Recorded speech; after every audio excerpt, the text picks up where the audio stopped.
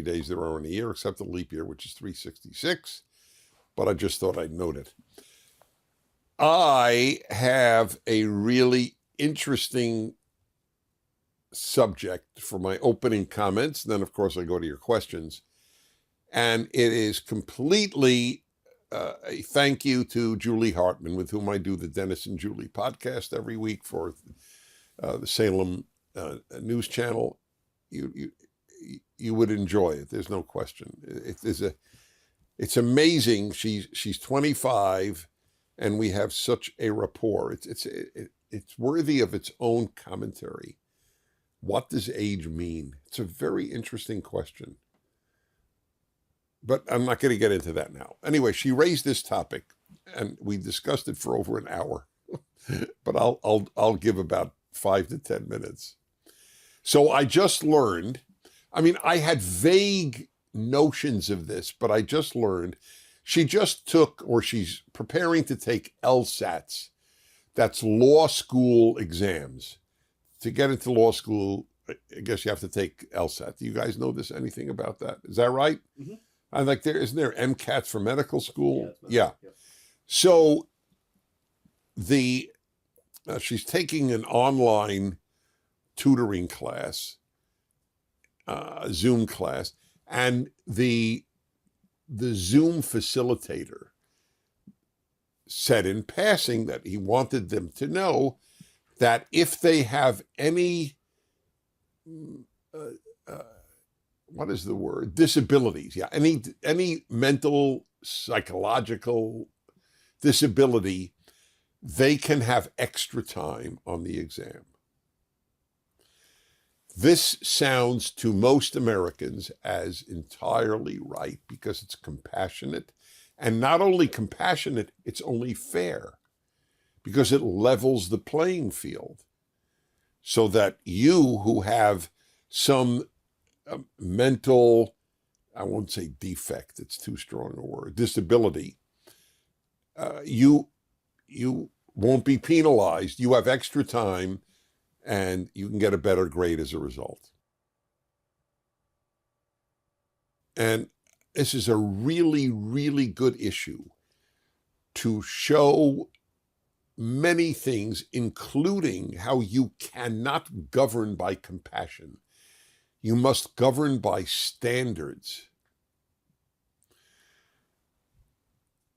It is 100% wrong to allow anyone but someone who is physically handicapped in terms of they just can't hold a pencil or they can't press a computer button to have extra time.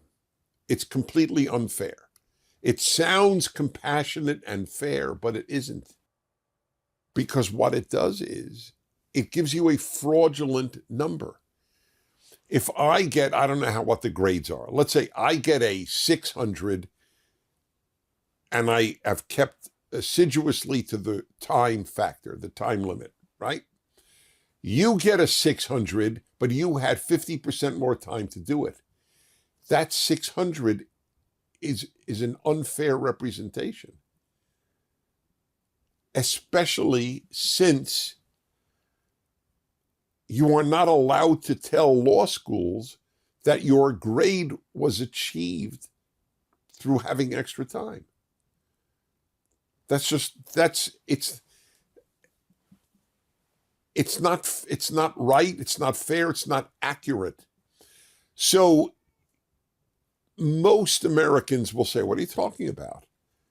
This just, to use the term always used, it just levels the playing field. Well, it may level the playing field, but it's an untrue number. The best analogy I can give is sports. Let us say you have a track competition, right? It's track and field, track. So a running race. And competitor A starts at the starting line and competitor B gets a 50-meter advantage because of an innate inability to run fast. Would you say that that's fair? That's leveling the playing field. But you would never do that. As I said on the Dennis and Julie podcast, one of the reasons sports is so popular is that it is the only area of life that actually tells you the truth. If someone won a race, you know they ran it faster than anybody else. That's it. By the way, they are attempting to cheat. That's the irony. The same people who I'm sure agree with more time on an LSAT for those with mental disabilities. If you say you're a woman, hey, then we're going to allow you to race against women. I just read today the United Nations, which is all pro-trans, has come out with a report that 900 women in different competitions have lost medals because men saying they're women compete against them. 900. I'm surprised it's not more. If I get a 600, I'm just arbitrarily picking a number, on an exam, and I had to finish the exam, I don't know, again, I'm picking a number, within 3 hours. You get 5 hours to do the exam and you get a 600. That's not a fair 600. It doesn't represent your ability. Why is there any time limit? The whole point of a time limit is what can you answer correctly within a given amount of time. But if that time limit doesn't exist for some people, then the number is a false representation of what has happened. Not only that, law schools are not told who got extra time. So in effect, what we have done to law school entrance exams, LSATs, is render them useless. A law school has no idea who got a grade within a certain time and who didn't, because you're not allowed to tell. You can't govern by compassion. You can only govern by standards. Then you can have compassion in your private life, and you should. Compassion is a beautiful thing. But so are standards. It's permeating America, this notion that we change the rules.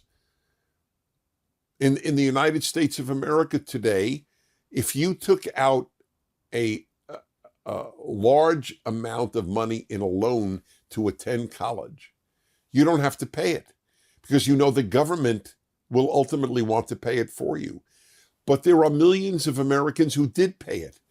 So you show compassion to the people who are no longer burdened with college debt, but you're showing contempt for the people who paid it off, right?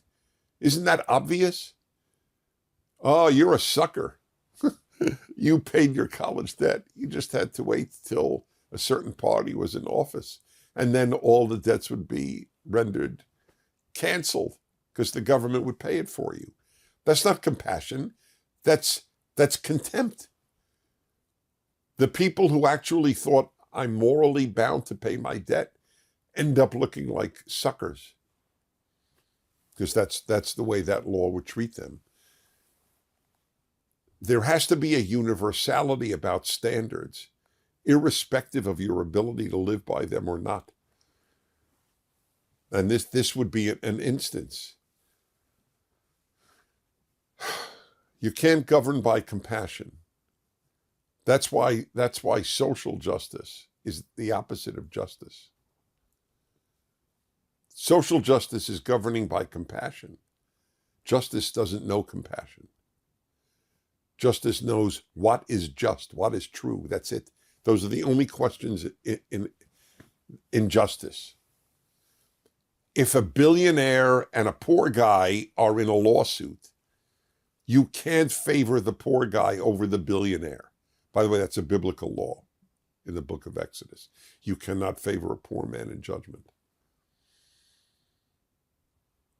because it ends the concept of justice. Social justice is, as I said, is the opposite of justice. Justice is blind. It's why they have a picture of the Statue of Liberty wearing a blindfold. But social justice is the opposite of blind. Another example is there are tryouts for people who want to play in orchestras in the United States. Let's say you are a person who plays the trumpet. You're a musician who plays the trumpet, and you want to join the Seattle Symphony Orchestra. Well, I can't pick the Seattle Symphony Orchestra because I don't know this exists. The New York Philharmonic, where I know it exists. There is a curtain.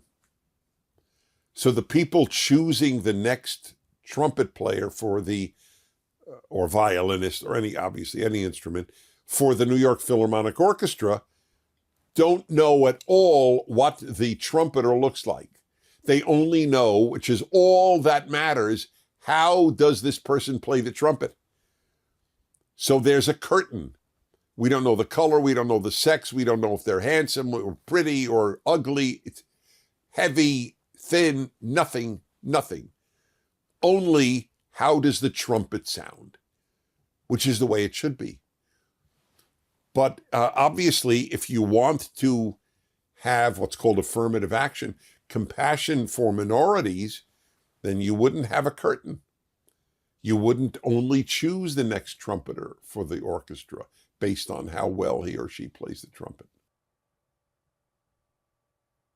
That's what we have done. All the rules are changed because we think we're being compassionate, but it's not, in the long run, it's not compassionate. And in the long run, it undermines the thing it's supposed to protect, music or law school or whatever it might be. Okie doke. Time for questions. Take it away. Hi Dennis, my name is Lila Green. I'm from Tuscaloosa, Alabama, and I just recently graduated from high school. I'm taking summer classes this year, and I just got my first woke assignment. Do I risk my grade and speak truth, or do I tell her what she wants to hear? By the way, looking forward to working with you one day. Well, I must say, I would like that.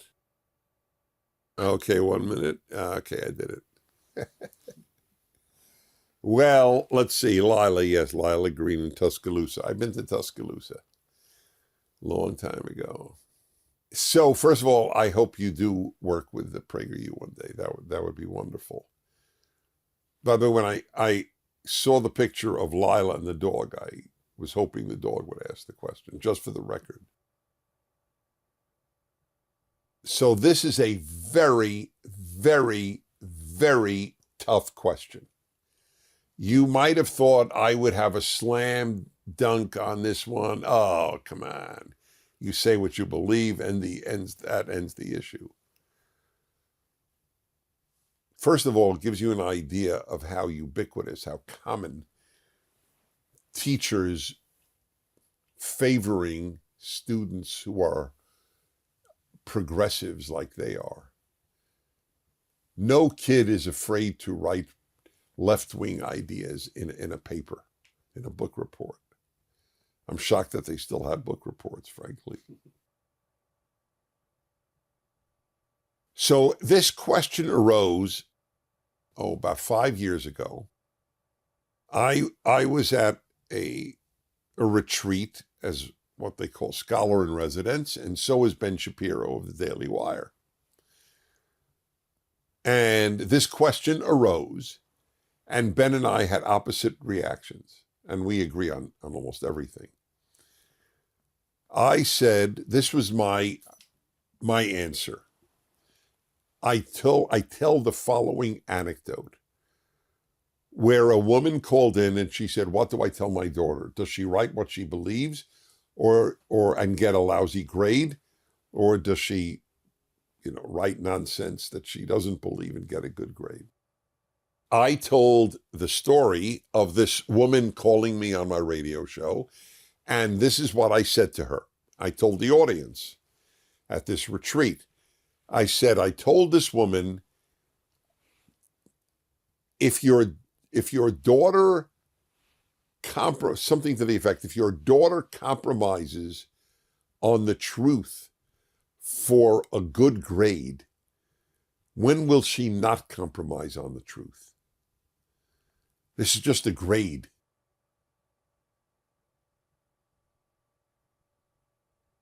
You got to start building your courage muscles early and your conviction muscles. This is what I believe, and let the chips fall where they may. But Ben had a very good argument in the opposite direction. Ben got up and he said, in principle, Dennis is right, but in reality, wouldn't it be better for our cause, he said, for the values we believe in, that we have more kids attend the Harvards and the Columbias and the Yales and the Berkeleys and the UCLAs and you name it? Isn't that better for our cause? If we all say what we believe in high school, very few of those who share our values will end up in elite colleges.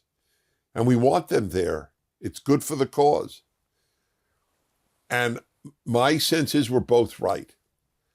But the reason I still think I am a little more right is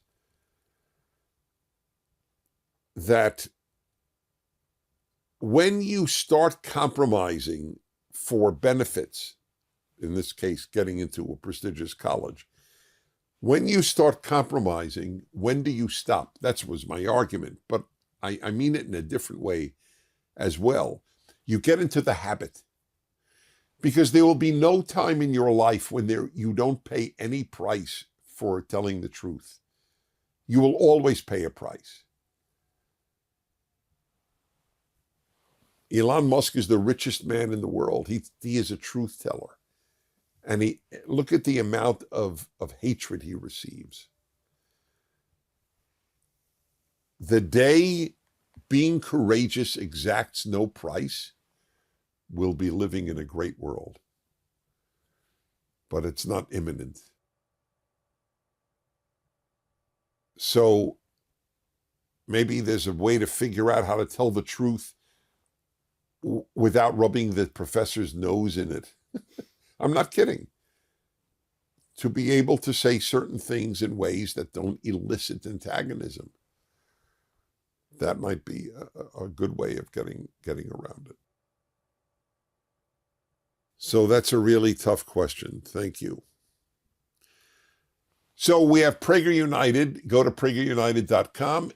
That is how you support PragerU and make everything that we do continue to be allowed to be for free. Not only that, you get big benefits when you join Prager United. One of them is the first question after the video question each week. Kelsey L., Chicago, Illinois, Prager United member question. Hi, Dennis.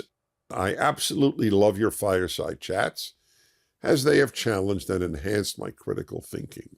Good. So thank you for that. My question is, you have stated multiple times that you are okay calling a transgender person by their preferred pronouns / changed name. I'm curious as to why you are okay with this. Do you not feel that a transgender person is insulting God by theoretically saying he created me wrong? So there are a few items here. First of all, my attitude on how to refer to a person is very simple. What do you look like? In all of life, do you ever debate? You're checking in your bags at the airport. Do you debate whether it's a man or a woman checking you? If it looks like a woman, you assume it's a woman. If it looks like a man, you assume it's a man. On rare occasions, I will admit, and it's happened to most people, you can't tell for some reason, right? Is that a man or a woman? I have said that to my wife on maybe 2 or 3 occasions in 20 years. And that may be more than most people have. It's exceedingly rare that we don't have an immediate impression, this is a man, this is a woman. So if you're a transgender woman, you're a man who thinks you're a woman, you look like a woman, you talk like a woman, you dress like a woman, you have a woman's name, why would I even think to ask, gee, are you transgender? What genitalia do you have? What, right? So I don't even know why it comes up. It shouldn't come up. You look like a woman, I think I say she. You look like a man, I say he. But if you want to fake us all out and trivialize the distinctions between men and women, in other words, you have a beard and you wear a skirt, I'm not going to say she. Then I am playing along with your charade. That's a charade. I have a beard and I wear a skirt. Call me Barbara. It doesn't work with me. If they ask you directly, you would say no? No, okay. So if you ask me direct, no. So I say, hi, I'm Barbara, and you know, the waiter / waitress. I'll say Barbara. Okay. But if I referred to the person in the third person talking to my wife, I'm not going to say she. Now, if the person were present, what would I say? It's an interesting question. It's never arisen, because how often do you talk about someone in the third person when they're around, right? It doesn't happen. But my solution is the common sense solution. What do you look like? That's how I refer to you. So as a part, do I not feel that a transgender person is insulting God by theoretically saying he created me wrong? That's a separate question. So I don't think that that's a foolproof argument. This notion, this is how God created me, is one I'm very, very hesitant to use. People use it all the time. If your child is born deaf, people will say that, well, God created my child deaf. So what does that mean? You won't go for a cochlear implant later? What if there is a surgery that enables a person to hear? You won't give that child? Are you insulting the way God made the child? I think many, many religious people, and they are my allies in virtually every arena, use God a little too freely. I don't know how God operates. I know what God wants, because he told me in Micah, oh man, God has told you all he wants: to pursue justice, love goodness, and walk humbly with your God. I know what God wants, but I don't know what God does. It's not knowable to us mortals. So, I mean, once you say that, by the way, you fall into a trap, because gay people say God made me gay. Do you believe that God made them gay? Well, if you believe that God made you male and God made you female, then did God make you? Now, I believe God made the human being male and female. That's what it says in Genesis. I believe that. I don't believe you can become the other sex, and I don't believe you could be neither sex. It's not language I use. It's like, people said when there was an assassination attempt against Donald Trump, and it missed his brain by a fraction of an inch, God saved him. How do you know? How does one know? I don't know that for a fact. I thank God that he was saved, but I have no idea. I thank God in the vernacular. Do I know whether God specifically intervened? There was a firefighter who was killed who was at that rally. So God saved Trump but not the firefighter? How does the wife of the firefighter feel when the whole country's going, oh, God saved X but not my husband? So we don't know the answer. It's very tempting to want to think that God did X or Y, but that's why I call my Bible commentary the Rational Bible. I can't abandon reason. So we just don't know. Okay. Jacob, 26, Leroy, Iowa. Hey, Dennis, do you have any fun childhood memories of Halloween you could share? Any particular costumes you remember dressing up as? Yeah, well, I dressed up as a talk show host. Very early age, I just knew that's what I should dress up as. I don't know. Most of my Halloweens as a kid were spent giving out treats rather than trick-or-treating. And I will tell you this, I was always overweight, including as a kid. I went to the Husky section. I was born overweight. And I went to the Husky section for clothing with my mother. And I tell you this because I went crazy for Halloween. It was the one day of the year my mother allowed candy into the house. So I was probably the cheapest treat giver in the entire neighborhood where kids would go trick-or-treating. In fact, I would give so little that we got tricks played on us. We got the trick. That's what trick-or-treat means. The trick is rare. It's rare. We got tricks because I didn't give much treats. I was in charge. And I'm thinking, hey, wait a minute. This is the only candy I will see this year. Why should I give it all away now? I know this is not a noble story to relate to you, but what am I going to do? I'm going to do penitence for what I did when I was 10. As I got older, I gave more candy out, I will admit. But then I told Mom, you didn't buy enough. God, I remember Tootsie Rolls, Tootsie Roll Pops, and there are candies from my childhood. Does Baby Ruth still exist? It does, yeah. Okay, M&Ms of course do. There was a note. What else did we have that I don't know? I don't remember. Oh, Clark Bar. You ever hear of that? You heard of a Clark Bar? Where did you grow up? North Carolina. North Carolina? Oh, Delaware. Oh, please. Delaware doesn't have Clark Bars. My grandpa talked. It's well known. Your grandpa what? My grandpa talked about him. He talked about Clark Bars, Yeah, I don't think but I you remember. never encountered one. I don't know if they still exist. Anyway, that's my memory, and I thought you'd get a kick out of it. All right. Patricia, 40, New Ulm, Minnesota. As a religious Christian, although I enjoy movies for the most part, I find myself conflicted about the horror genre. I, of course, understand there is something primal within us that makes us enjoy to a certain extent the feeling of being scared or on edge. But on the other hand, a part of me believes that Hollywood uses horror movies to inject awful images and scenarios into our psyches. Am I overthinking it? What are your thoughts on horror movies? Do you enjoy them? Thanks for all you do.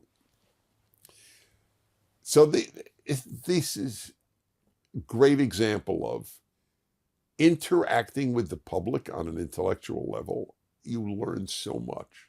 I never would have thought about this question. So first of all, let me see. What did you say here? Yes, there is something primal within us that makes us enjoy to a certain extent the feeling of being scared.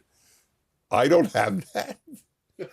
There is no part of me that enjoys being scared. I have to admit it. I never got the appeal of horror movies.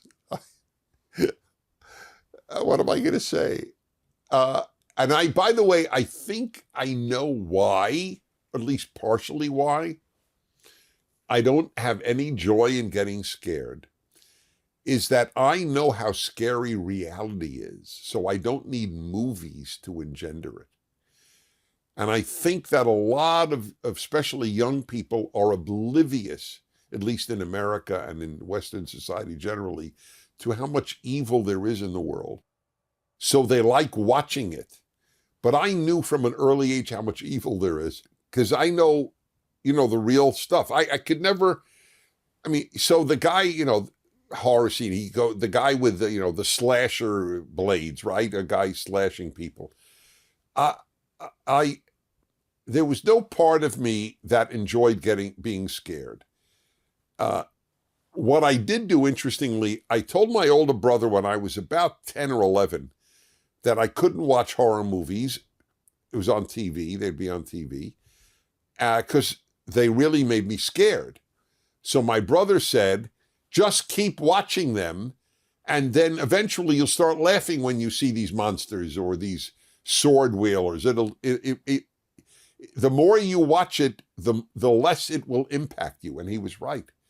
So that then none of the movies made me scared.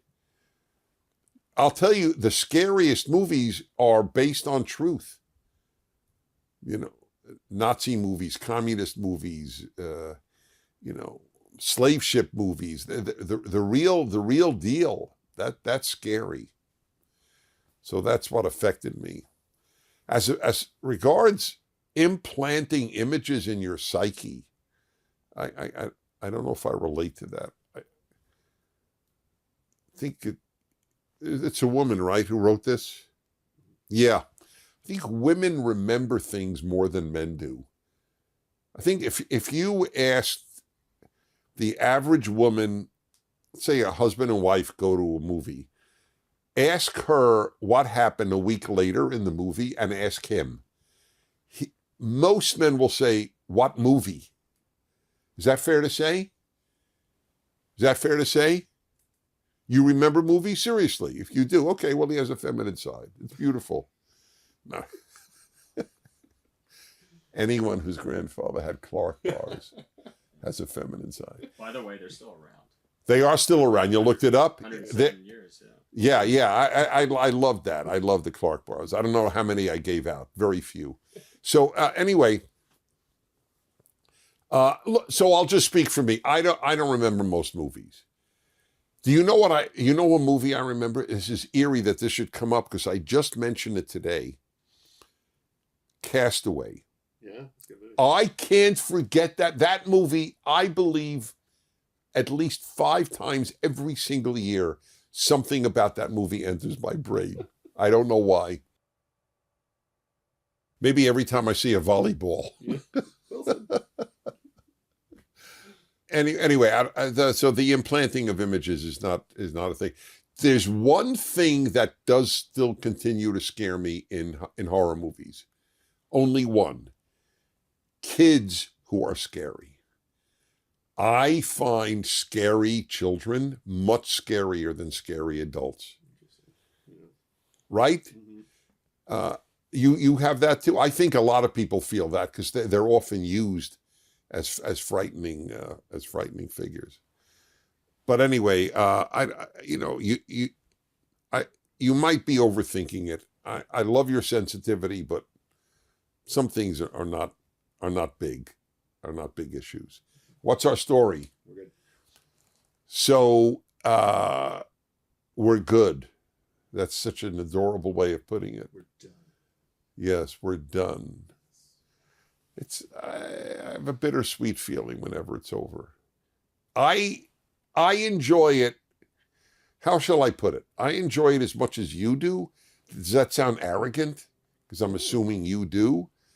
But you wouldn't be watching if you didn't enjoy it. You're not a masochist.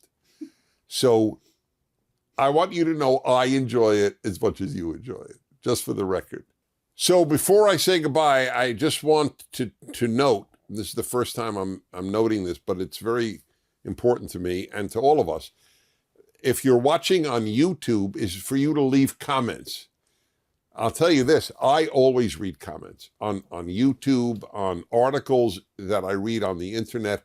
I'm fascinated by how people react, not just to what I write or what I do, just in general. I have done whole radio hours on New York Times readers' comments on an article in the New York Times because it's so revealing about the people who read the New York Times. I'm not saying bad or good, it's just revealing. So please do. So, and on occasion I will actually be reacting as if you would send me a question. I can't do it all, obviously, because hopefully there'll be many, many, many, many comments. So here is an example. Okay. I don't agree with everything Dennis says, but he is awesome and funny. People like him are our limited chances to save our youth and country. Well, how am I going to react to that? No, I'm not awesome and funny. I'm just awesome, or I'm just funny. So here's a good question. What would I rather be if I could only be one of them? What would you choose? Funny. Yeah. Awesome is a dime a dozen, but funny, that's rare. Okay, just having a good time. Next. Okay, so here, this is a comment on something I said, and this is from, I don't know if it's a man or a woman. You pay a terrible price. So somebody had written in question, Dennis, I think I remember it oddly enough. You say you ask atheists always, opening question, do you hope you're right or wrong? Which is true, I do. I always ask atheists, do you hope you're right or wrong? Because if they say they hope they're right, they're not intellectually honest. Why would you hope there's no God? If there's no God, there's no meaning to life. There's no good and evil. There's no ultimate justice. There's no afterlife. There's nothing. It's nothing. The whole thing's a joke. So, and by the way, most atheists I ask do say they hope they're wrong. They just don't believe in God, which is fine. So the question was posed, what about you and Christianity? Do you hope, you're not a Christian, Dennis, and do you hope, I'm a religious Jew, just for the record, do you hope you're right or wrong? Well, do you hope you're wrong about Jesus being the Messiah? Yes, right, or the Savior, yes, about Jesus being Savior. So I think I said, it's the wrong question from your perspective, because it sort of would make my point. If the atheist is right, he pays a terrible price. There's nothing after death. Life has no meaning. There's no ultimate justice. Okay. And if he's wrong, then that's terrific. There is a God. There is ultimate justice. He'll be reunited with his children or his friends or his spouse or his dog, whatever. But it's the opposite in this case with the Christianity case. If I'm wrong, or let's say, so I guess if I'm right, if I'm right and I don't accept Jesus as my Savior and my Messiah, if I'm right, then I don't pay any price. It's the opposite of the atheist. If he's right, he pays a big price. But if I'm right, there's still God, there's still ultimate justice, there's still meaning, there's still the Bible, there's still everything. It's just that specifically Jesus of Nazareth is not the Messiah or the Son of God. So it doesn't hold. I'm not saying I'm right. I'm just saying if I am right, I don't pay a price. But what about if you're wrong? Okay, so let's say I'm wrong. Now, so if I am wrong and okay, that's a good one, right? So if I'm wrong and he is the Messiah, then, okay, then I certainly hope I'm right. That's the whole point. I'm asking the atheist, do you hope you're right or wrong? You're asking me as a non-Christian, do I hope I'm right or wrong? If I'm wrong, I pay a price, but if I'm right, I don't pay a price.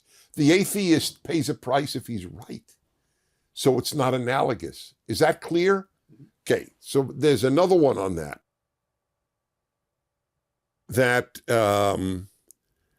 So here's another one that came through on a Jesus question. That's the point, Dennis. None of us can be perfect through works. That's why we need a Savior, Jesus. Atheists should not hope they are wrong because they are facing an eternity of punishment, whereas they believe they will just die and that's it. Okay, I won't ask. I did the atheist part. I just want to say on this about none of us can be perfect through works. Jews never believed that anyone could be perfect through works. It's a completely un-Jewish and irrational belief. No human can be perfect. Only God is perfect. But God doesn't ask us to be perfect. There is no place in the whole Old Testament where God asks us, or in the Torah with 613 laws, thou shalt be perfect. It's not even hinted. So I just, look, I want to make it as clear as possible, though it's clear to most of you. Christianity is responsible for bringing my beloved Torah to the world. We Jews brought the Torah into the world, but it is Christians who spread the Torah to the world. The only reason that people all over the world know about Adam and Eve or the Ten Commandments is overwhelmingly because of Christians. I think there's a partnership. We're each doing God's work. So I am a major defender of Christianity and Christians, and I've been all of my life. So I just want to make that clear. But this argument that none of us can be perfect is a non sequitur. Of course, none of us can be perfect. To me, it's like saying nobody could drive perfectly. So what do we need all the traffic laws for? Well, we need laws. The reason for the Torah laws is not to make us perfect, it's to make us better. Like all laws, no laws are there to make us perfect, because it's not a possibility. Anyway, I about twice a year I have a great evening with some major Christian theologian or pastor called Ask a Jew, Ask a Gentile, or Ask a Jew, Ask a Christian. Some of them are on the internet. You might find that interesting. So do please write comments on YouTube if you're watching the Fireside Chat on YouTube. Thanks. The Fireside Chat is made possible solely thanks to Prager United members. Please consider joining Prager